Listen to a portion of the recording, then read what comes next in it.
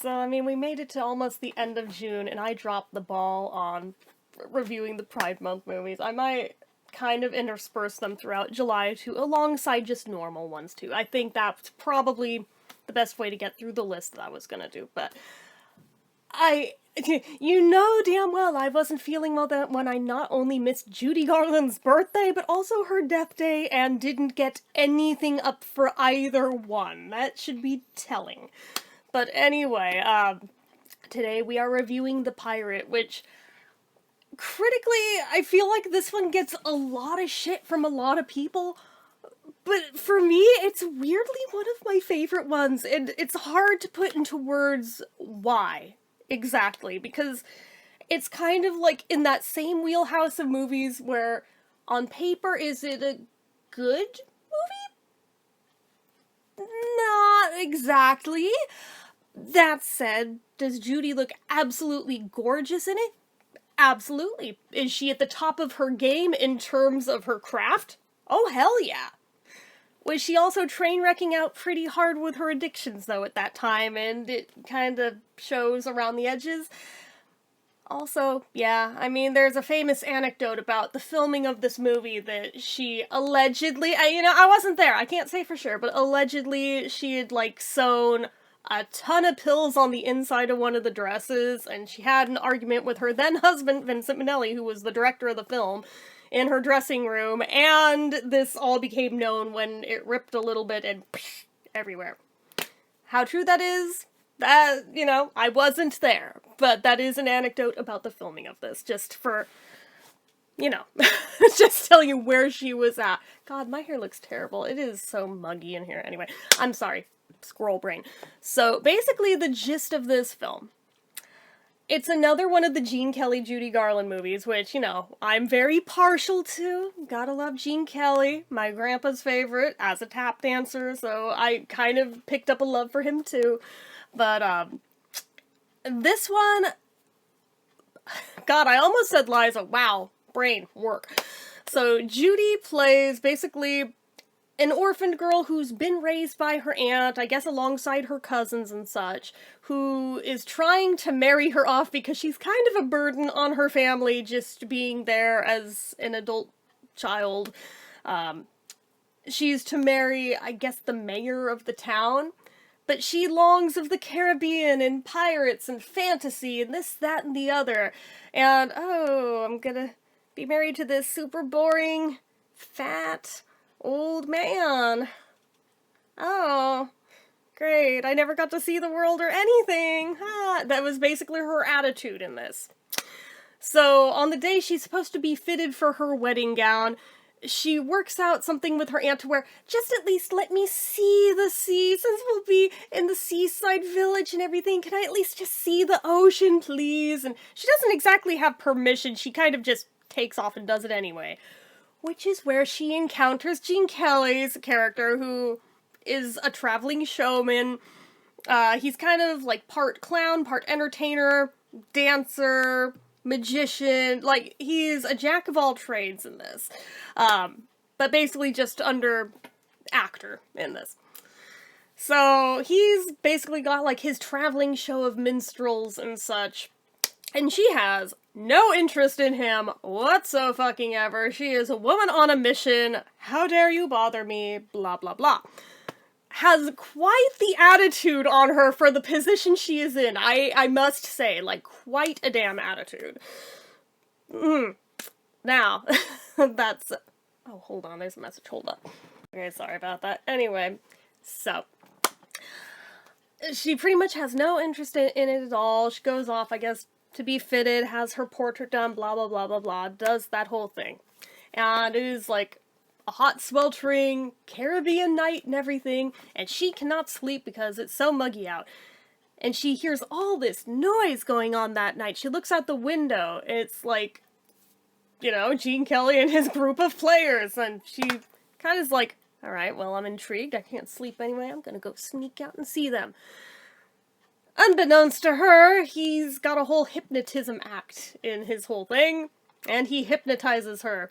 And he basically pulls out of her that she fantasizes about the black pirate Makoko, who's, really brutal, Like, they kind of lay out the story of him. I don't know if Makoko was an actual pirate. I don't know if that was just for this movie. I've actually never thought to look it up until exactly this moment, really. I probably should do that for all the years I've been watching this movie. But anyway, says that is who her heart desires, and even while under hypnosis, still has a freaking attitude with him, which is kind of hilarious, but also like, damn, Judy, calm down. What the hell, girl? Like, chill. Anyways, so here we are, and she wakes up when he kisses her awake, because I guess Snow White rules now?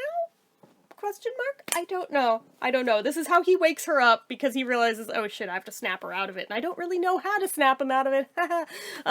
But he wakes her up that way. She's horrified, runs back to where she's staying, wakes her aunt, says, we have to leave now, oh my god.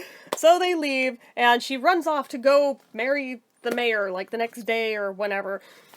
Except here comes Gene Kelly to her freaking doorstep. Why does he know where she lives? I don't know. How did he get his entire damn troop there? I don't know. Movie magic, I guess. You know. So, don't question it. Just go with it. It's 1940s MGM, okay? Not everything has to make sense.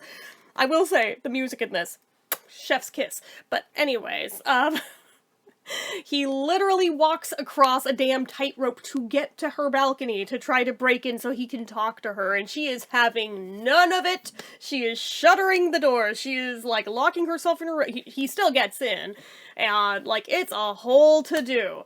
Meanwhile, the man she's supposed to be marrying, who, unbeknownst to her, is actually Makoko, even though he is not letting on that he is, nor does he know she has a thing for Makoko. I feel like a lot of the problems of this movie would have just been solved if she had spit that out early on, but I also feel like she probably wouldn't have believed him. But anyway, besides the point. So, he comes in, both barrels blazing, he's pissed, he's gonna kill this guy, oh my god, sends Judy out, and he's having it out with him. And this is where all of a sudden Gene Kelly's character realizes what's going on. There's something about the way that this man speaks. It pings in his brain. He apparently at one point was actually in contact with Makoko. He recognizes the vocal inflections. He calls him out on it. And the man is freaked out that he has been found out. He tried to, like, reform his life. He thought he had fled to a tiny little town where this would never be known about, it would never be questioned, he could just live out his days as a normal person and just be good to go.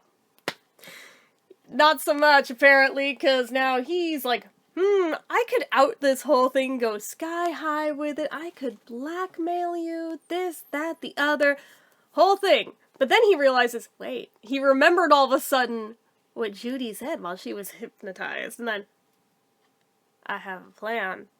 So he suddenly is posing as the pirate Makoko. The other guy is freaked the fuck out because he doesn't know what the hell is happening now, but he's like, okay, well, if he's gonna incriminate himself for my crimes, I suppose I, as mayor, could just put him to death.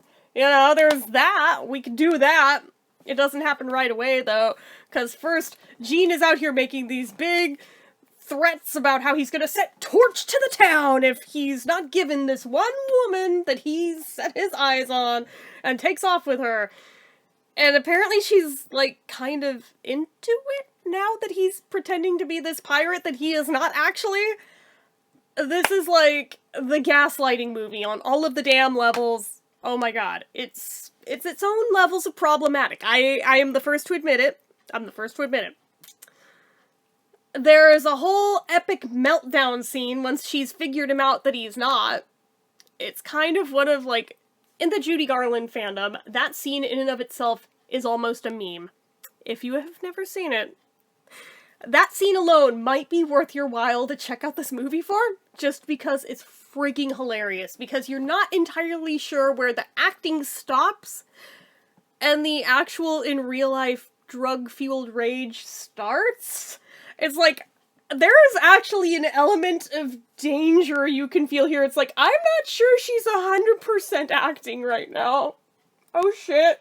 Oh shit. But at the same time, looking fabulous doing it.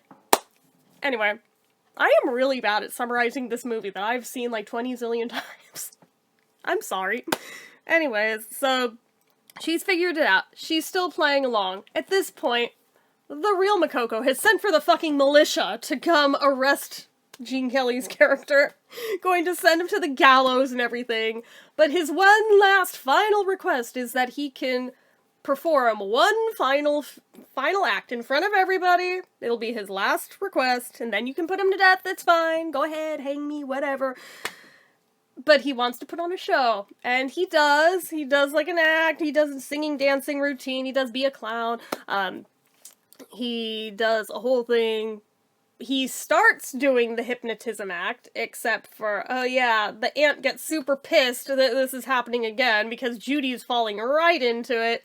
So the aunt runs down and smashes the damn mirror. It's like, aw, come on, you ruined the whole thing. But the mayor runs his freaking mouth. The whole scene, he will not sit down and shut the fuck up, which is like every red flag in the world. It's like, dude, sit down, shut your mouth if you want this to play out the way you want it to play. It's frustrating to watch. It's just like, dude, you are not doing yourself any favors here, sir.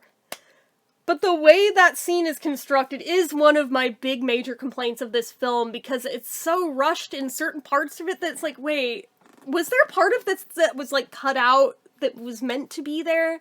Because I feel like part of the scene may have been chopped out of it. Because it very abruptly moves into, I guess Judy has now decided to join Gene Kelly's act, and suddenly movie's over. It's like, oh, okay. Okay. For the aesthetics of it, though, it is absolute eye candy. For the music in it, it is really good, top tier, like 1940s Judy Garland at her peak, in my opinion. Plus, you know, she's rocking the red hair, which I love. I mean, it's part of why I went with the shade of red that I've got, is because of that damn movie. It left an impression on me years ago that I can't shake. I have literally cosplayed as her character from it before in that Mac the Black scene because I think it's so fabulous. I love it. I love it to death, even though objectively, is it a good movie? I don't know that I would say that, no. But is it enjoyable? Yes. Is it campy? Yes. Is it fun as a musical, even if it doesn't make a whole lot of sense? Yes, I mean, you could say that about a lot of her movies, actually. There's a lot of things I put in its credit. Not to mention Gene Kelly and his dancing. There's like a whole pirate ballet scene I forgot to even frigging mention in there, where Judy's sitting there. I swear to God, this is like a 1940s thirst trap scene. I'm just like, you good over there, Judy? Are you okay? Do you need a cold shower? Are you okay? Do you and Gene need to go have a moment? Because I'm getting a vibe here that, yeah. And from certain things I have read, possible that they may have actually done that. Which is all kinds of messy, given that her husband was the director of this. Their daughter was on set like half the damn time. It's like, Judy, you make it so hard to defend you sometimes. Like, I want to, but you make it really hard. You make it really hard. But in terms of rating it, I think if I am being objective, which is difficult for me on this one because I do love it, even if it's not good, but I love plenty of movies that are technically bad, but they're still fun. I'd probably maybe give it like a 3. Middle of the road 3. It's decent, it's worth a watch, especially if you like musicals, or if you like Judy, or Gene Kelly. Any of the above, I think it's worth watching at least once, just so you can say you've seen it, as a piece of classic film history. It was one of the last ones that she did with MGM. It was the last one she did with Vincent directing. So, I mean, it did mark the end of a lot of different things. It wasn't the very, very final MGM one. That one was Summer Stock. That came a little later, but right in there, though. It's right leading up to it. But I do love this one, and as cheesy as it is, as corny as it is, if I see it on TCM, I drop everything every damn time. It doesn't matter that I own it like 3 formats over. Doesn't matter. I drop everything if I see it is in the listings. It's just one of those things. And I mean, Unlike Liza, I don't do that for every Judy movie. I do it for a lot of them, but if it's Liza, I drop it no matter what it is. I will drop everything. For Judy, I'm a little pickier, but this one is one of the ones where no questions asked. I don't care what if I'm in the middle of, drop everything, we're watching The Pirate. So, and I have fun introducing people to this movie, and I'm surprised that I've made it nearly 20 years on this platform before finally actually reviewing this. Anyway, so that's all. I guess that's it. I'm really bad at reviewing these, I swear. But anyway, so as usual, you know what to do. If you like this video, go ahead and give it a like. If you're not already and you'd like to be, click subscribe, hit that notification bell icon so you never miss an upload, leave comments down below. Make sure you're following my social media accounts, my Facebook fan page, my Twitter, my Instagram, my eBay, my Reddits, everything and more, it's all down below. And if you like what I do here on this channel and you'd like to help support it, the donation link, as always, is down in the description. Get your name on the end card for a month from the time of donating. Anyway, guys, till next time, see ya.